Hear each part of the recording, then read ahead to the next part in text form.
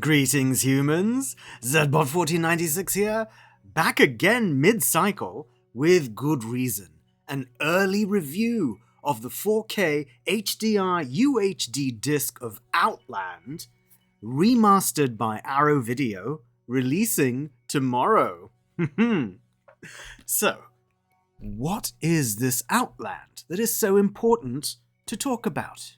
Well, before Peter Hyams made 2010 the year we make contact, and after Sean Connery personified James Bond, they made Outland.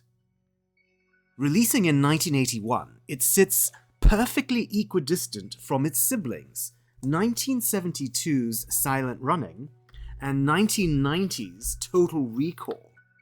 All feature gritty, working reality focused on the exploration and exploitation of natural resources against a backdrop of human foibles. Outland threads in Silent Running's classic 1970s angst-filled pathos of the central character and also foreshadows Total Recall's intense 1980s action stunts along with its gratuitous sexualization and gruesome body horror. More narrowly, the texture of the film also fits in the alien continuum, meaning the dialogue, the character design, the set construction, all have a lived-in, truckers-in-space feel to it, placing it after 1979's Alien, whose composer Jerry Goldsmith also recognizably scored Outland, while also foreshadowing the use of video cameras to create drama and the interaction of a military force within a corrupt corporate setting to create tension, as seen in 1986's Aliens. But that's all just the high level. The story itself reaches further back to 1952, to Fred Zinnemann's groundbreaking western High Noon, starring icon Gary Cooper in a film that completely upends the romantic rose-colored vision of the western. They present the story of Town Marshal Will Kane, who finds that the town's leaders are only superficially willing to support him. When everything is fine, that they're good with that. But when word gets out that a gunman and his thugs are on their way to exact revenge on the marshal, and arriving on the morning's train, all the town's leaders, mercenaries, and even deputies back away, leaving the sheriff to face the gunman alone. It's an incredibly powerful and resonant story to see play out. It rings true for all beings in the galaxy who experience fair-weather friends to learn firsthand how deep or how shallow those bonds actually go. What Outland demonstrates is that this story is not merely powerful, but also timeless. It is not just about the Old West, relevant only to a historical period, but also a balance that can impact beings in any place or any time. Connery takes over the badge and gun from Cooper and plays Sheriff O'Neill, starting his tour with Con-Am 27, a mining town on Jupiter's moon Io. However, the film actually kicks off with a mysterious death that sets up a murder mystery element alongside the High Noon framing. This threading together of story elements draws forward O'Neill's investigative skills, gives additional interest to the audience besides the ticking clock of when that train, or shuttle in this case, is going to arrive. This cleverly woven story comes to life with Connery's performance. There are a couple of moments up front that don't age well in terms of how to talk to a child, but at the same time, we see that flash of James Bond charisma that not only validates the bonds within his core family, but also gives interest and chemistry to his new relationships. Peter Boyle plays Shepard, the GM of the mining operation, and his easygoing, realist approach effortlessly and believably transitions to a hard edge through his interactions with O'Neill.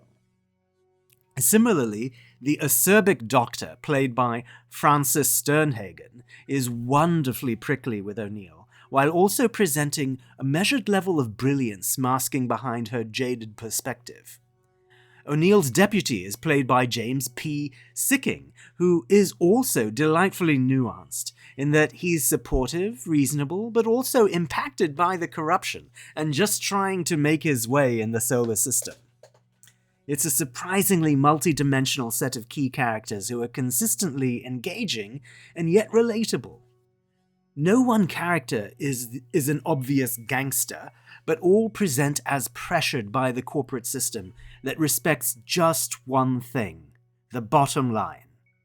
Like Alien, this highly familiar baseline gives the fantastical premise a grounding that not only holds the audience, but gives us real stakes by the time the shuttle arrives. In terms of what the film is trying to say, yes, it's a parallel of recognizing that when the danger is great enough, you may need to stand alone. At the same time, the film also makes clear that O'Neill can just agree with the antagonist at almost any time. This isn't the same as High Noon, where the antagonist vows revenge and will hunt Marshal Kane down no matter where he is. Instead, O'Neill sees these events as a way to prove to himself that he himself can resist corruption, that his vocal insistence on facts and truth have real value in this world and to him. Wonderfully, this theme foreshadows Sean Connery's character in The Name of the Rose, where he plays a friar who arrives at an abbey to find another mysterious death, which sets his analytical mind in motion. Connery's friar, like his sheriff, are facing a test of character that puts their unpopular quests for the truth under the magnifying glass, or the scanner, while everything else, including their own lives, and those of the ones they care about, are all on the line. This is a remarkable addition to the High Noon framing that is both welcome and profound. As a being who frequently sticks to what we know is real and true, despite mounting pressure to the contrary, we find this theme to be an absolutely critical and validating message for intelligent beings throughout the galaxy, and especially right now on Earth. As for the 4K HDR itself, the disc itself, the film image appears very natural. Actors' faces appear detailed and correctly toned, even in scenes with harsh or artificial lighting. Darker areas sustain blacks very well, even when the fine detail drops away.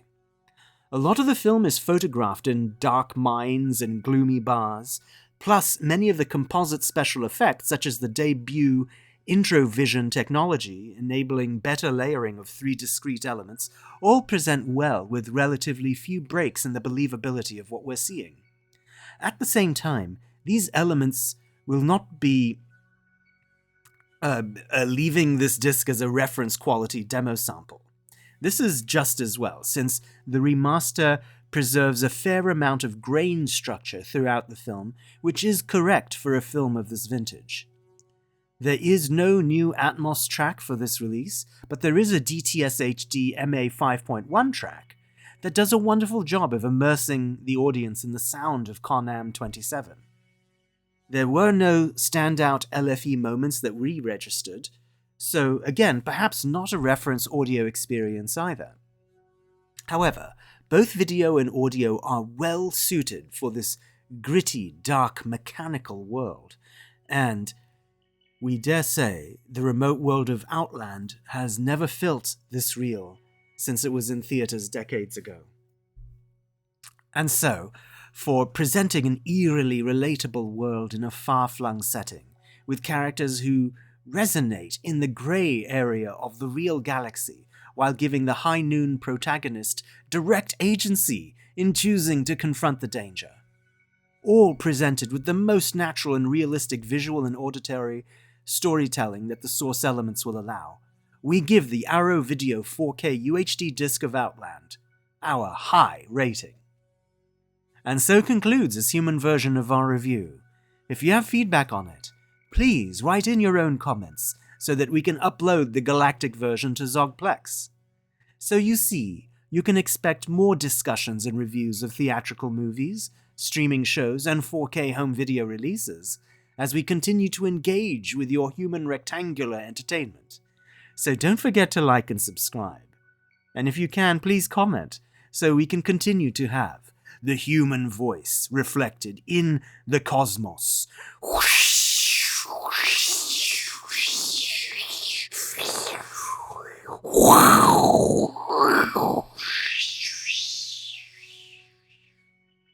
Until next time, farewell, humans.